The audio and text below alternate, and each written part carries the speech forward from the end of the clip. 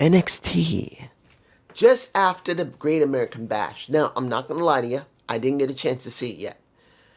I hadn't had a chance. I had some stuff I had to do, and I've been in pain. I'm not going to lie about it. But when I get a chance, I am going to watch it so I can know what's been going on when it comes to this show and what was spurred off of that pay-per-view. Well, that PLE.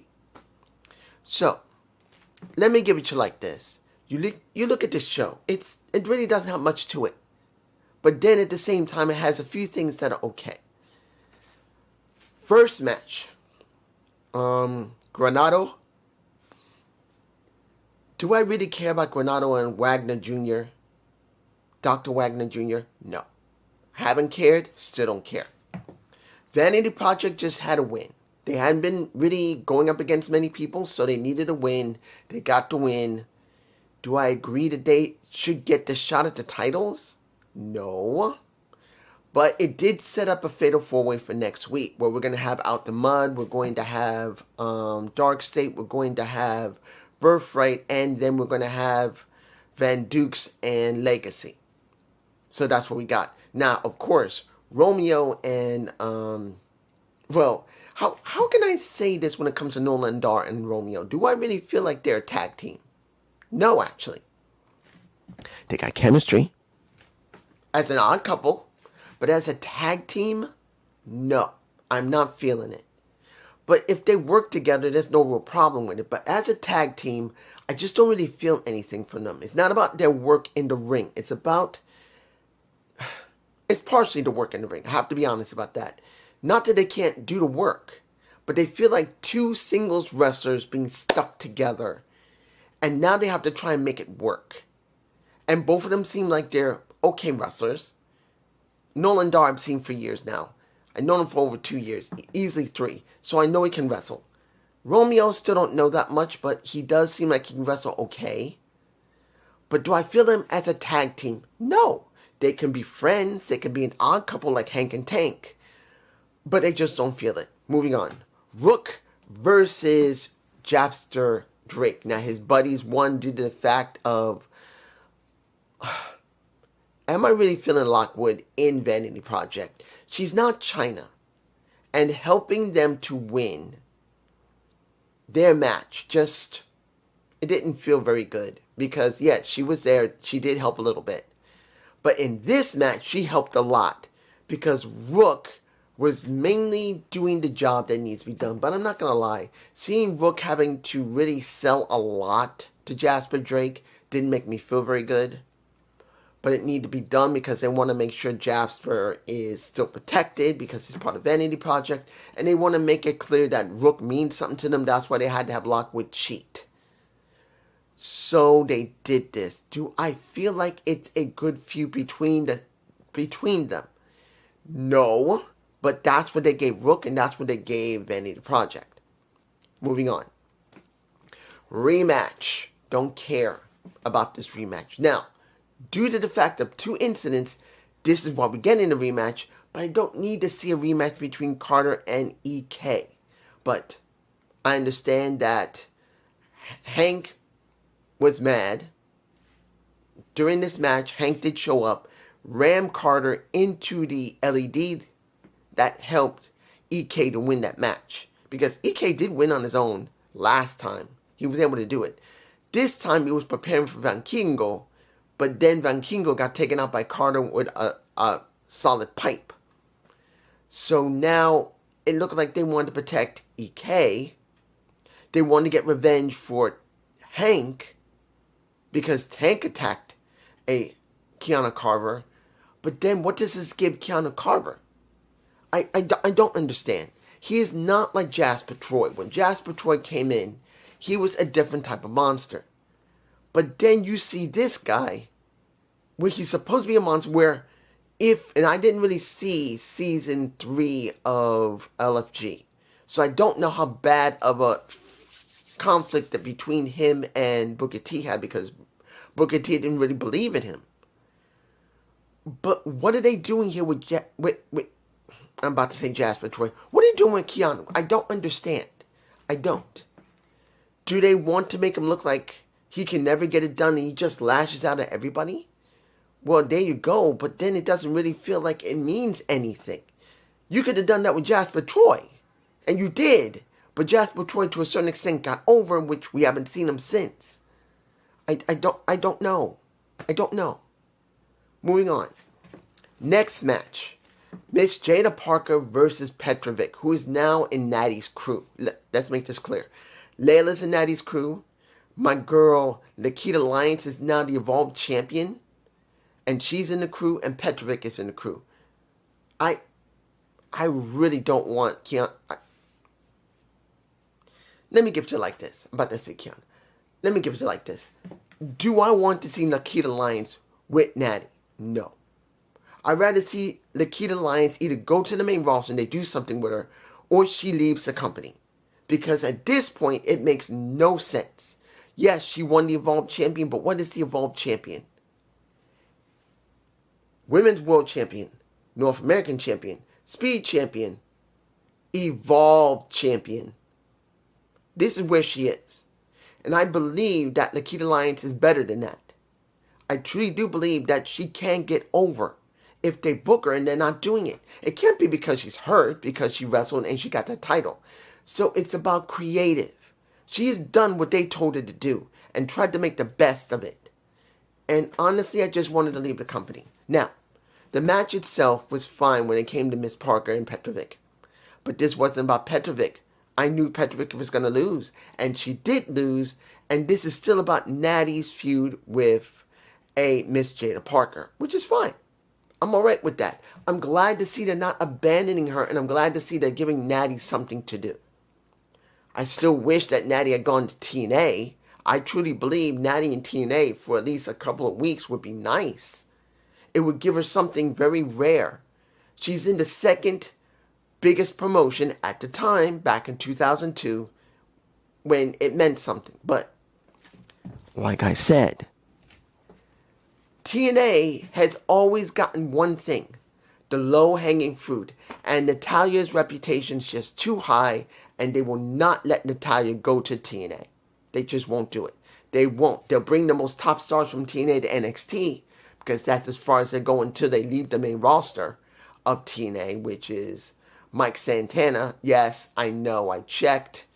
It looks like Mike's contract is up in the next couple of days, and they're confirming that he is leaving. But, like I said, until it's done officially, as much as a rumor, I'm not going to go into it. But I had to address it just in case someone brings it up and they say, dude, did you know that Santana's contract's almost up? Yes, I do. Did you hear about the rumors of him possibly leaving? Yes, I have. So I wanted to address it. Final match. This was Kiana Jordan versus Kendall Gray, who just won. Not Kendall Gray. Kendall Gray is next week, and she's getting a match. I think the reason I'm getting this mixed up is because of who appeared after the match between Kiana Jordan and Tatum Paxton, because Tatum beat Kiana. It was a good match. Like many of the matches, they're all generally good. But then we get someone I don't recognize. And I'm sure you're going to say, oh, she's such and such. It is up to NXT and Shawn and Triple H to make me care. We have now gone through, again, people from the outside being given direct, straight opportunities at titles, and they don't mean anything. I'm like, Nataku. He lost his match. That I do know at the Great Man Bash. He lost it. I was not happy him doing it. I was not happy him even doing that type of match. They tried to ham it up by making Tony's eye completely messed up. But honestly, I didn't want to see him do it. And then after Tony talked, what happened? Tony got wiped out after he fist bumps Kendall Gray. And I'm like, I don't want to see him in this situation right now. It's too soon. But they wanted to throw it out there. And it feels like, guess who? It feels, one, like Julia, two, like Stephanie Vaquer, three, like Ethan Page, and four, like Ricky Saints. I don't like when they do this. It's a bad trope. It does not help them all the time. Okay? I'm sorry. Ethan Page and Ricky Steak, and I'm saying Ricky Stark, Ricky Saints are very, very charismatic and very over people which have been known. And as much as I'm not against Nadeko, he's just not over yet. And you're putting him in the same condition, so you're going to give Stephanie Vaquer and Julia treatment to him, and it's going to be the same damn thing. The same damn thing he's not going to get over. It'll be his reputation that's going to get him over, and that only goes so far, and he's going to find himself just like old Shinsuke Nakamura not doing anything. I'm sorry. Next. Sorry.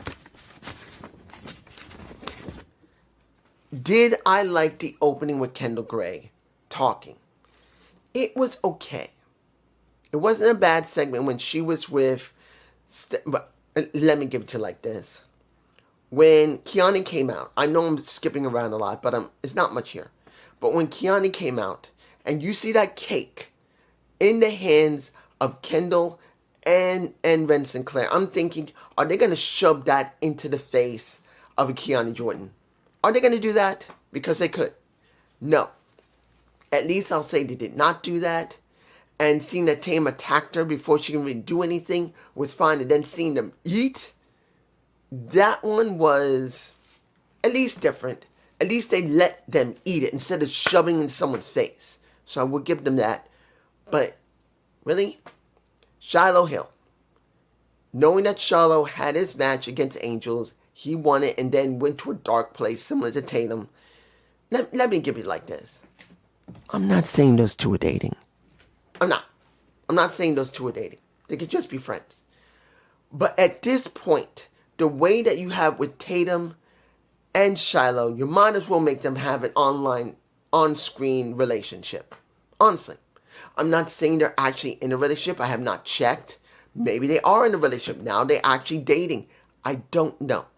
But at this point, when you have Shiloh with Tatum like this, you might as well make them a couple. I'm being honest here. The way that they interact with each other, it's almost to the point where they should be a couple on screen. They should be. Because you're going to make them stay together so long that they got to tag together eventually, and you might as well make them just date. Not saying that the date will be real life if it's already done, but you get my point. Let me say this. Overall, the show wasn't bad, but the girl that appeared at the very end, who almost possibly might have broken her ankle trying to do a torture rack with Tatum on her back, almost fell and looked like she might have broken either her foot or badly twisted her right ankle, is going to be a big question. Who is she? I think that's the title I'm going to use. No, who is she? Should I care? That's the title I'm going to use. Because as it stands right now, I don't know who she is. I mean, a part of me thought I should at least find out what name that she came when she was on the Indies. And I did look. I did see her name. But do I know who she is? And it's Nikita Blackheart. Don't know who she is. Don't know any information. What show she was. And to be honest, I don't care to know. But I thought someone's going to say, and I thought I should at least know her name when she was on the Indies. Know her name. Do I care about her indie work? Hell no, I don't. You say, dude, you need to see her indie work. Hell no, I will not. It is responsibility of NXT, Triple H, and HBK to make her mean something. Or are they just going to go by a reputation like Nadeko? Because if that's the way it's going to be, why am I going to fucking care? Because she needs to be more than her reputation. The girl almost looked like she could have broken her ankle with Tatum on her back as a torture rack. They're going to have to convince me this girl means something. But it's just me. Peace.